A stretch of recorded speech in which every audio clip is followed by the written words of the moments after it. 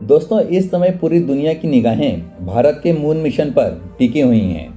23 अगस्त 2023 को जिस प्रकार भारत की अंतरिक्ष अनुसंधान संस्था इसरो ने चंद्रमा की सतह पर चंद्रयान की सॉफ्ट लैंडिंग कराई है, पूरा विश्व और भारत इसकी सराहना कर रहा है।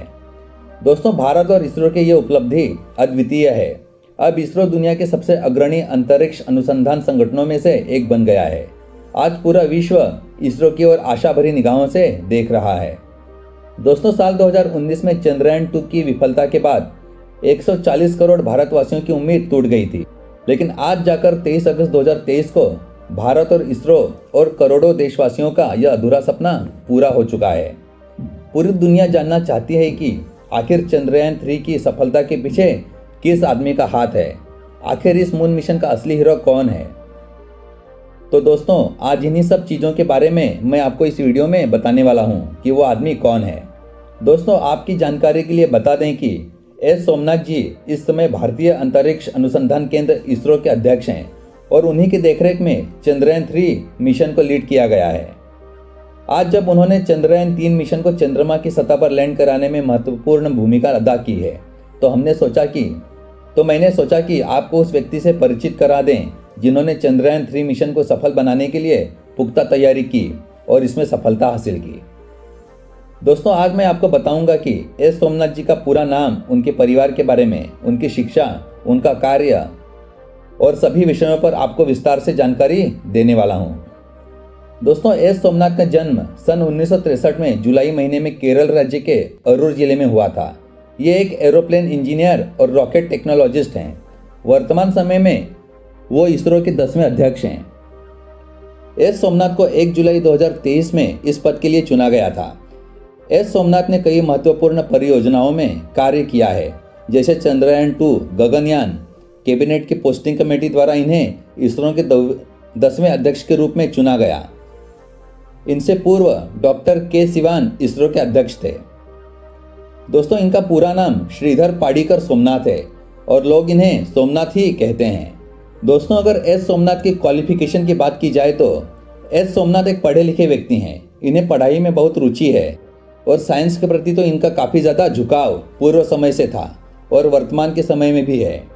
इन्होंने अलग अलग स्कूल, कॉलेज और संस्थाओं से अपनी पढ़ाई को पूर्ण किया है। इन्होंने अपनी स्कूल की पढ़ाई सेंट अगस्टिन हाई स्कूल से पूर्ण की है। स्कूल की पढ़ाई को पूरा करने के बाद इन्होंने मैकेनिकल से बैचलर ऑफ टेक्नोलॉजी बीटेक की डिग्री प्राप्त की। इसके बाद उन्होंने मास्टर इन एरोस्पेस इंजीनियरिंग की डिग्री भी प्राप्त की। इसके बाद उन्होंने आगे अपनी शिक्षा को बढ़ाते हुए मैकेनिकल इंजीनियरिंग में पीएचडी की पढ़ाई की। सोमनाथ व्हीकल स्ट्रक्चर सिस्टम को लॉन्च करने में काफ़ी ज़्यादा एक्सपर्ट हैं।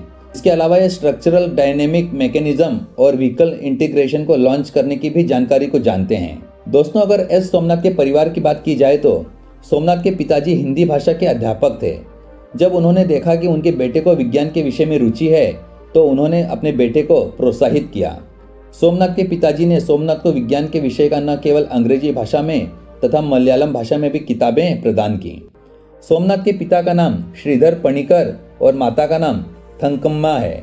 इनके परिवार में इनकी पत्नी जिनका नाम वलसाला है, एक बेटा जिनका नाम माधव और एक बेटी जिनका नाम मलिका है।